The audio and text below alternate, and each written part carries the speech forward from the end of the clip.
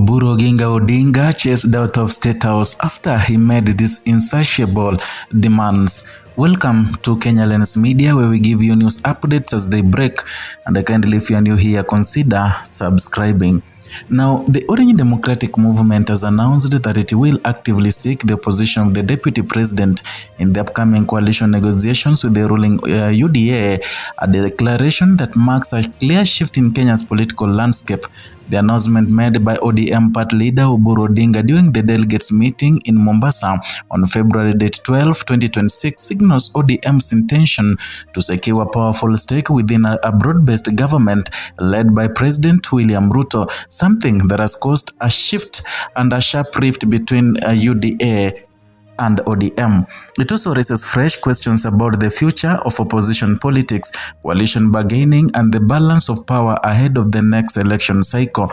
Oburu's remarks appeared to contradict earlier statements in which he had suggested that ODM was not interested in the deputy president's seat. Addressing party delegates, he said he had been misquoted and insisted that the position was in fact a central target for the party. He argued that ODM's national popularity and large voter base justified its demand for a senior role in any coalition arrangement. According to Oburu, political power sharing should reflect an electoral strength, not personal relationship or past assurances. The declaration immediately drew attention because it followed a recent public appearance in Kisumu, where Oburu had spoken alongside President Ruto and Deputy President Kindiki during the issuance of Nyota funds. At the event, his remarks were widely interpreted as reassurance to Kindiki that ODM was not seeking his job. The declaration offered in Mombasa reframed those comments as an attempt to separate personal relationships from political negotiations rather than withdrawal of ambition. ODM's decision to openly pursue the deputy president position highlights a broader strategic shift once the backbone of Kenya's opposition, ODM, is now positioning itself as a key partner within the ruling arrangement. By replacing Deputy President's seat as the center of negotiations, the party is signaling that it does not intend to play a secondary role in government, and instead it wants to influence at the highest level of executive decision-making. Political analysts see this as a calculated move. The Deputy President's office is one of the most powerful positions in the Kenyan system, often shaping policy priorities and serving as a springboard for future presidential ambitions. For ODM, securing such a role would not only guarantee access to state power, but also redefine its identity from a long-standing opposition force to a governing partner with tangible authority. The timing is also significant as Kenya's broad-based government was formed to stabilize the political environment after prolonged tensions following the 2022 election. By aligning with the UDA, ODM has already blurred the traditional lines between government and opposition. The latest announcement deepens that the realignment and suggested that ODM is preparing for a long engagement rather than a temporary cooperation. Oburu's central argument rests on ODM's political weight. He pointed to the party's nationwide support and the history of strong electoral performance as the basis for demanding a fair share of government. ODM remains one of the most organized political parties in the country, with deep roots in several regions and a loyal support base. From this perspective, the demand for the deputy president's seat is framed as a matter of democratic fairness rather than political aggregation. Oburu emphasized that the position is a public office that should be negotiated openly, not protected by personal loyalties. He also stressed that ODM holds no personal hostility towards Deputy President Kindiki, underlining that the discussion is about institutional power rather than individual rivalry. This distinction is important in Kenya's political culture, where ethnic and personal dynamics often shape alliances. By separating personal relations from political bargaining, ODM is attempting to present its demands as a national and rational and policy-driven. The announcement in Mombasa went beyond coalition negotiations with the UDA. Oburu also delivered a sharp critique of former President Uhuru Kenyatta, accusing him of failing to protect Raila Odinga's interests during the disputed 2022 presidential election. He alleged that Kenyatta stood by the election outcome, favored William Ruto, and called on him to stop interfering in ODM's internal decisions. These remarks reflect a deeper rupture between ODM and the Azimio la Umoja coalition, which formed to support Raila Odinga's presidential bid. Oburu said that ODM would formally exit Azimio following a National Executive Council meeting, arguing that the coalition had outlived its usefulness. And according to him, ODM's political future now lies firmly within the broad-based government.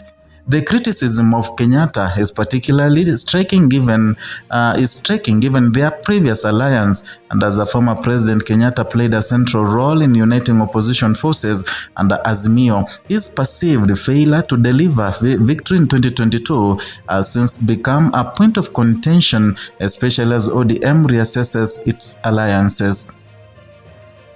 ODM's new direction is not without controversy, both within the party and among its supporters. For years, the party built its identity around opposition politics, positioning itself as a voice for reform and accountability. Moving closer to the ruling party risks alienating supporters who see ODM as a counterweight to govern power. Internally, there have been already signs of tension, with some leaders and supporters questioning the wisdom of joining hands with the UDA, while Oburu's remarks aimed to project unity and confidence. The challenge for ODM will be maintaining internal cohesion as it pursues high-stakes negotiations. Public perception is another critical factor. Kenyans have watched coalition politics shift repeatedly over the past 2 decades, often driven by elite bargaining rather than voter priorities. The demand for the deputy president's seat may be seen by some of the pragmatic politics, while others may view it as evidence of self-interest among political elites. Kenya's political history provides important context for ODM's move. Coalitions have long been central to the governance, from the National Rainbow Coalition that ended one-party dominance in 2002 to power-sharing government formed after the 2007-2008 crisis.